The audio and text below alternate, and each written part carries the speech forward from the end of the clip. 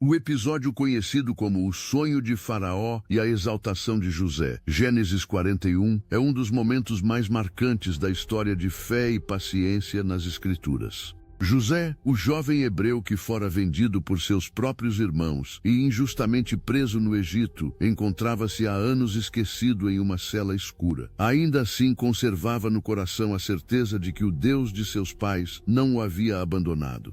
Naquela manhã abafada de verão, a prisão estava silenciosa e a luz do sol entrava em faixas estreitas pelas frestas. José, de joelhos, orava em silêncio. Suas mãos calejadas se apoiavam na parede fria. O carcereiro, que já o respeitava pela sua conduta íntegra, aproximou-se e murmurou: José, dizem que o faraó teve um sonho que nenhum dos sábios consegue explicar. José ergueu os olhos e respondeu calmamente: os sonhos pertencem a Deus. Se ele quiser, dará a resposta. Havia na voz dele algo de firme e pacífico, a confiança de quem já aprendera que o silêncio de Deus também ensina fé. Logo em seguida, o mensageiro real chegou ofegante, trazendo a convocação inesperada. José foi conduzido para fora do cárcere. Mandaram que ele se lavasse, trocasse suas vestes e se apresentasse diante do trono do faraó. Pela primeira vez em anos, ele viu o dia inteiro sem grades. Enquanto os servos o orientavam pelo palácio, José respirava fundo, sentindo o perfume intenso do incenso e da mirra. Dizia a si mesmo: hoje verei o propósito de tantos anos de espera. O faraó, cercado por conselheiros e magos, parecia perturbado. Ouvi dizer que és capaz de interpretar sonhos, disse ele, com o senho franzido. José inclinou a cabeça e respondeu: não eu, ó rei, mas Deus dará a resposta favorável. As palavras foram ditas com humildade e convicção. O salão silenciou.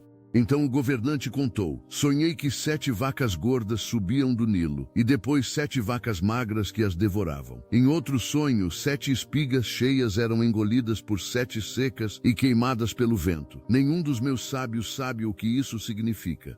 José ficou quieto por um instante, como se escutasse uma voz mais antiga que o tempo. Seus olhos brilharam. Os sonhos são um só, disse. Deus mostra ao faraó o que vai acontecer. Haverá 7 anos de fartura, seguidos por 7 de fome extrema. Deus revelou isso para que te prepares. Faraó olhou atento, atônito diante da simplicidade daquela explicação. E o que devo fazer? Perguntou. José, movido por coragem serena, acrescentou: escolha um homem sábio e prudente, que administre o Egito, guardando parte dos recursos nos anos bons, para que todos sobrevivam no tempo da escassez. Suas palavras ecoaram como um plano vindo do alto. O rei se ergueu e disse à corte: encontraremos alguém assim? E logo após um breve silêncio declarou: não há homem em quem haja o Espírito de Deus como neste. O prisioneiro foi coroado com anel real, vestido com linho fino e posto sobre o trono secundário do Egito.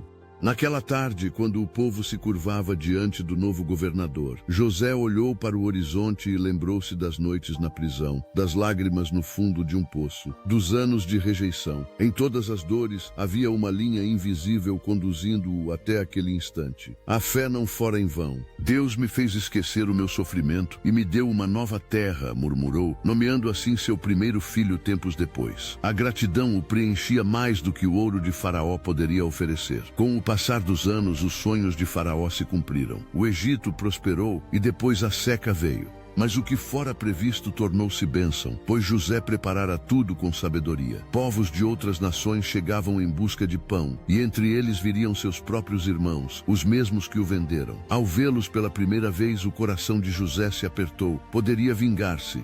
No entanto, em um gesto silencioso, reconheceu que o mesmo Deus que permitira sua queda agora lhe oferecia a chance de restaurar. Uma lágrima rolou e ele murmurou: não foram vocês que me enviaram para cá, mas Deus para preservar vidas. Uma noite, José caminhava pelos celeiros abarrotados de trigo, ouvindo o som do vento entre as palhas douradas. Pensava no caminho que o Senhor havia traçado, dos sonhos em Canaã ao trono de um império. A lição era clara: o sofrimento não é o fim, mas uma ponte para o propósito. Enquanto observava as estrelas surgindo sobre o céu egípcio, recordou cada etapa de sua dor e sorriu. O milagre nem sempre vem na forma de libertação instantânea. Às vezes vem na paciência de quem espera e se mantém fiel. Essa história fala a todos nós que enfrentamos prisões invisíveis, de injustiças, limitação ou medo. Muitas vezes clamamos e não vemos resposta, mas Deus continua agindo em silêncio, preparando o dia de nossa elevação. A fidelidade de José em pequenos gestos, servir bem, manter-se puro, confiar sem entender, foi a semente que germinou em esperança abundante. Cada lágrima, cada injustiça, tornaram-se degraus para a revelação do propósito divino.